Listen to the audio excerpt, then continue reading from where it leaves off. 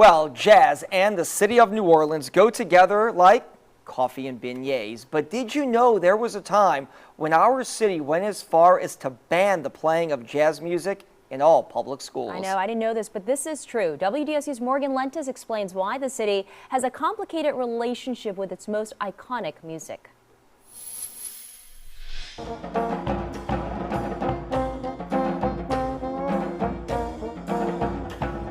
You could argue this is the sound of our city's soul.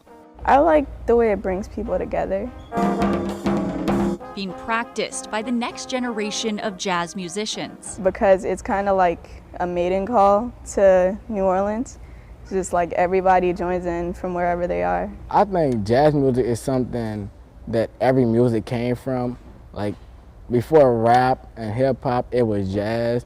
Keep it moving, keep it moving, keep it moving. Build it, build it. These students at the Living School are learning about music from the past to inspire the sounds of the future.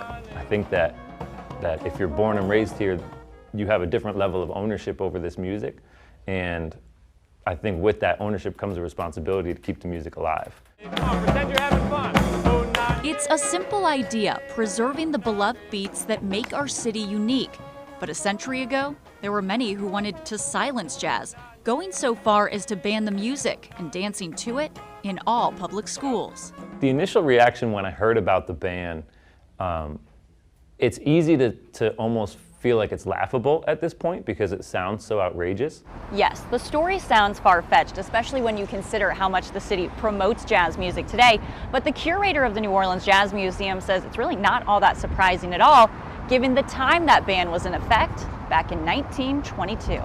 It was the white establishment wanting their children not to be corrupted by these African-American musicians and folks like that who would trap them into, lives of sin kind of thing. He's talking about famous names like Buddy Bolden, Louis Armstrong, and Kid Ory, who are now celebrated in the city.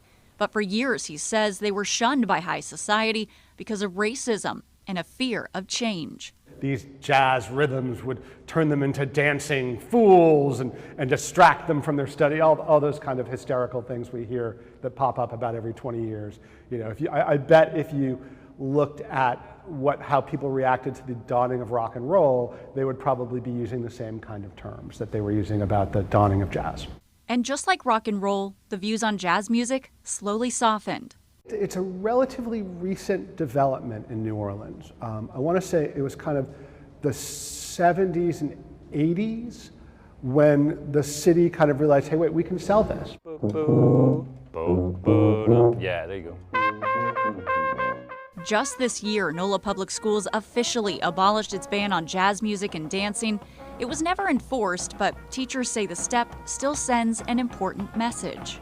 It's important to know where the music comes from because you can't really figure out where it's going if you don't know where it came from. I think it helps people in our generation be able to carry on music from our ancestors because at a certain point, we're going to be the only ones left to share it with the rest of the world. Morgan Lentis, WDSU News. Great story, Morgan. The Orleans Parish School Board adopted that ban on jazz music and dancing on March 24th, 1922. And although it was not enforced for decades, the school board officially abolished the rule on the same day in 2022, exactly 100 years later.